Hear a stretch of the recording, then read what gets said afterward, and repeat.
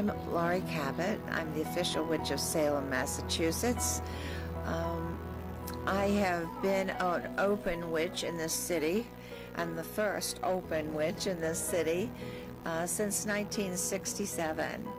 I opened the first witch shop in America in 1971. And in 1973, I put on the first official witches Halloween ball. It's called Samhain to us. It's our New Year's, and I put on a ball in the Armory, and we had like 1,000 people there. Since then, of course, we have a community of witches in Salem. Families, men, women, children, and it has grown, and it is a lovely community. Salem, in some ways, has totally embraced us, and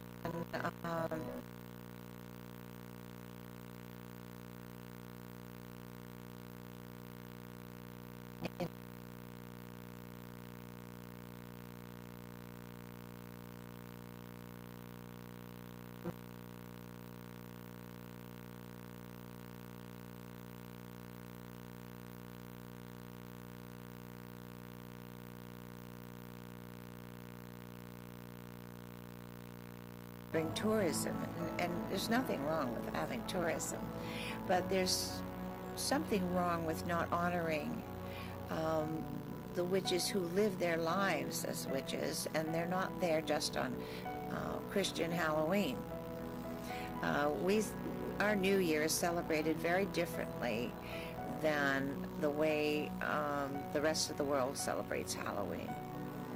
And we may have a dance or a costume ball and a feast of Morgan where we sit down and have a beautiful feast and listen to Celtic harp music.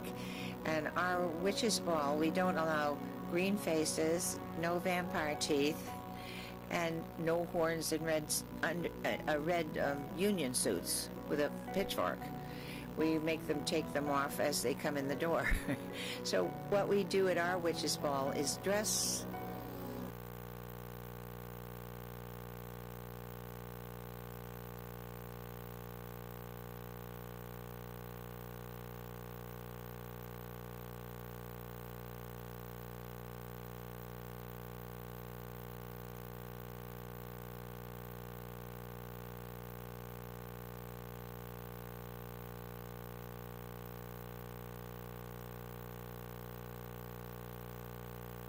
So our witches ball is very different than what goes on here.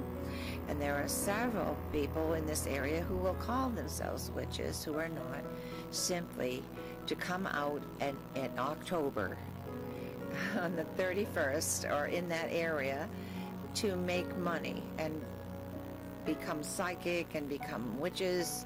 And they might throw a party, and they would have the whole kit and caboodle. They'd have the green faces, and they would have all the scary axe murderers or whatever people run around and do. We feel that that's not a good projection for the new year. We feel that if you dress like that, you're apt to bring that into your life. And so we dress up like, maybe you want to dress up in a very rich way, or become beautiful and be a butterfly or a fairy. There are many ways of projecting yourself into the new year. I think that our new mayor, being a woman, I think that's wonderful and miraculous. I love seeing that. I don't really know her now, and I don't know if she knows the real community here, which is quite large. Last night we had Ostara. Ostara is where the word Easter came from. Of course, it's pre-Christian, and it's Ostara is a German goddess, a Celtic goddess, and she's depicted always with a rabbit at her feet and an egg in her hand. And last night we had 66 people from this community dancing in a circle at Winter Island in the little hall they have there that we rent, and playing drums and singing music and honoring the change of the season, spring. and we put beautiful seeds on our altar, and we charge the seeds, and everyone takes a handful home so they could start planting. And this time we did sunflowers. We're going to plant sunflowers all over Salem. And I think it's wonderful. And our new mayor, I don't think she realizes who we are, what we do, and it's not all about being commercial. It's not all about having a witch shop, which I have. And I started my witch shop because I had made a vow to wear my robes and not take them off. I wanted to honor the goddess and let everybody know that I was a witch 24/7. Well, I didn't realize by doing that I couldn't work at IBM or in the bank. So I said, well, maybe I should open a shop, and it'll be a teaching unit. People will learn more about herbs and about what witches do, and I could put a roof over my head and my children. And so that was the first witch shop in America. And now we have many. We have so many witch shops. And I think it's absolutely fascinating and wonderful. And I wonder if our new mayor has ever been in a witch shop and seen what really goes on, all the beauty and all the wonderful things in these shops. They're not dark and ugly. They're not, we might wear a pointed hat once in a while, but it's really not the fashion. We do wear our capes, and we wear our robes on holidays mostly, but most witches dress like everyone else and work in the bank. They work, I go to my bank to take my money in from the store, and there's one girl behind one of the tellers, and she says, "Blessed be," and she's wearing a pentacle. I wonder if the mayor knows that. And on, we're in this community. I'd love to have a sit with her. I'd love to have a cup of tea and talk to her, because she is a woman in power, and it's wonderful. But I'd like her to be aware of her community and the supportive energy of witches. Witches have a goddess. We have a god and a goddess.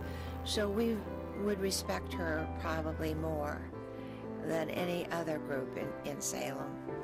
And we probably would support her decisions of equality in this community. And I would love to have a talk with her.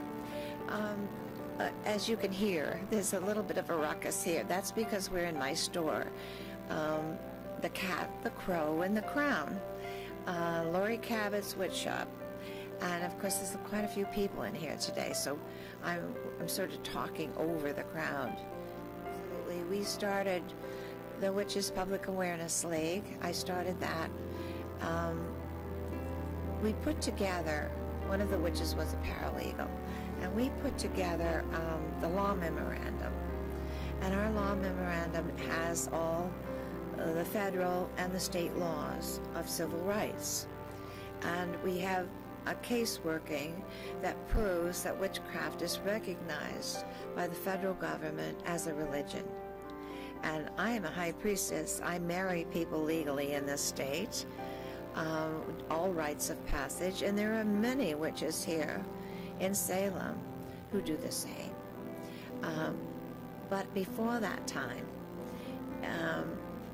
all I would say the fire department, the police department, the chief of police, and any authority in Salem had no idea that it was a legal religion, that we had civil rights. And they ignored that. They just thought it was kind of funny. Everybody's trying to be a witch.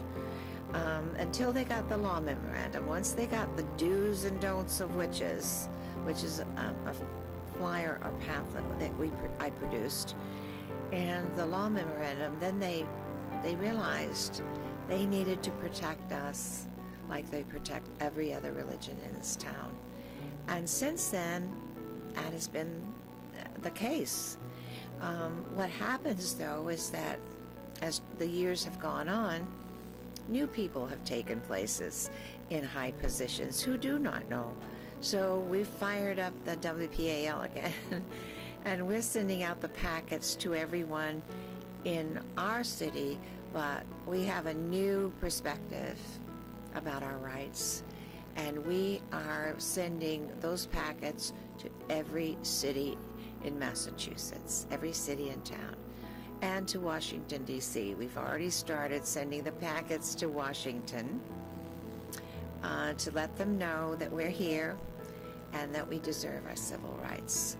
And I think that because our way of life, we call it a religion, but it's also a way of life, recognizes the balance between feminine power and masculine power. It's equality. And we have so many witch families in this community and around the globe that purport that and also act upon that. It needs to be known, and I think the Witches Public Awareness League allows that to be known. We write articles for papers in our own communities, allowing them to know how we celebrate and how we live our lives. Very important. At one time, my coven and I helped children with special needs. It was our duty, and we took it on as a project, supplying clothing and etc. to children who needed it. Governor Dukakis recognized that, and he used to give out a Patriots Award, and he signed it personally. And the Patriots Award said, "I proclaim Laurie Cabot the official witch of Salem, Massachusetts, for her work with children with special needs." And the Patriots Award said, "I can graze cows on the common," in Boston, that is, and that I can wear a tri-cornered hat. I thought that was marvelous. And it was very nice of him, actually.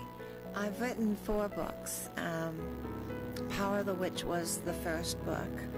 And it was sort of a coverall, you know, but it was from my heart and written in my own voice and my own language. And it's been printed around the globe. I've had people walk up to me with a book written in Russian and ask me to sign it. And I said, well, gosh, I can't even read that, can I? I hope I remember what's in it. That book definitely was from my heart, and the gratification comes when people said, every word you said sounded like something I have said or thought in my life, and now I know I'm a witch too. And that makes me feel so good that they find their path or they find their way. I wrote Love Magic. I'm not so sure I like that book very much. I wrote Celebrate the Earth, which is about our 8 holidays, and I absolutely love that book. It went out of print. It's being reprinted now, which is really wonderful. And then The Witch in Every Woman, which every woman and every man should read. And it's about the power of women and their place in society and in the world. And it's based on Celtic mythology. And I don't know if you realize that the Celtic women were equal to their men. Pliny said, and in history, you can read it, he said, don't ever make don't go after a Celt because he'll call his woman, and then you'll feel the blows that you've never felt before. So I guess we were warriors at one time, weren't we? There's a door that we made a cottage. One wall of the store is a cottage, and the door is 100 years old, and the window frames that are on that wall make it look like a cottage, and they're 100 years old. And we put a pentacle, an emblem of witchcraft and protection, on the door. It's very charming. And we have a tree in our store. The front of the store is autumn. So we have an autumn tree, and we have all sort of autumn and fall things. As you go along, then it becomes spring, and you go through the store towards the back, and then there's summer, and then there's winter over in a corner, and it stays winter year-round. So we have all the 4 seasons in this store. We enjoy that because we base a lot of our magic on the changing of the seasons. We have 8 holidays a year, and every holiday is a change of the seasons. So you must stop and observe where you are and where you've been, and then celebrate. And that's what we do in summer, spring, spring, summer, winter, and fall. We do it all. I would like to welcome you to the Cat, the Crow, and the Crown, my witch shop. We are at 63R Wharf Street in Salem, Massachusetts, and our phone number is 978-744-6274, and we have a website. It's lauriecabot.com. And welcome.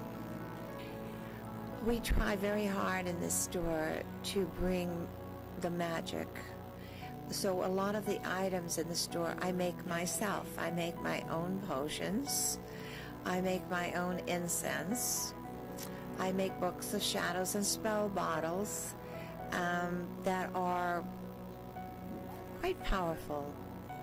And we have other witches who make talismans and amulets and jewelry.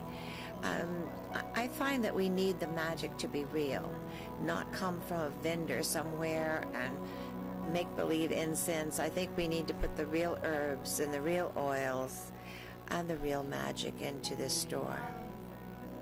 At one time, I was on an airplane every week going from city to city, state to state to do television shows, and it was quite interesting. I used to go to Maryland, and Oprah Winfrey was a young girl, and she had a partner with a talk show down there on Channel 13, would you believe, called People Are Talking, and she had a host with her who is still on that show, and I think she said to me the third time I was on, she said to me, well, you're psychic.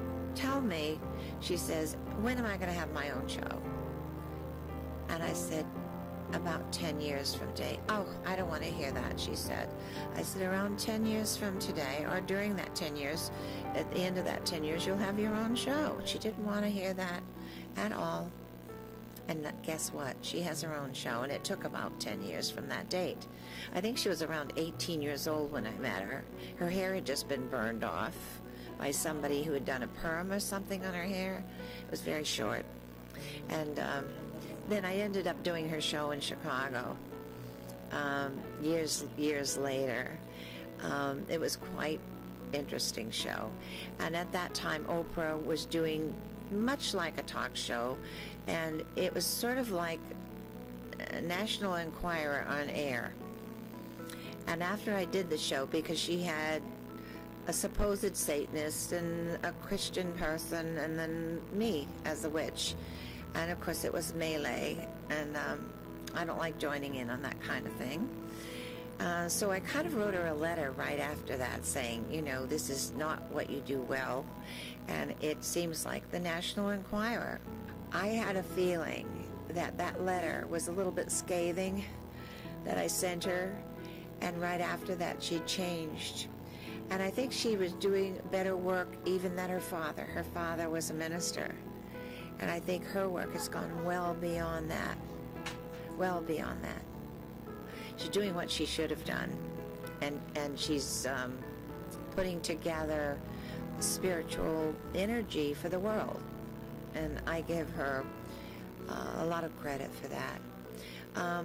I've been on, NBC, ABC, CBS. I've been in London on every television show, BBC, Germany, Belgium, I was on the Gay Byrne show in Ireland years ago.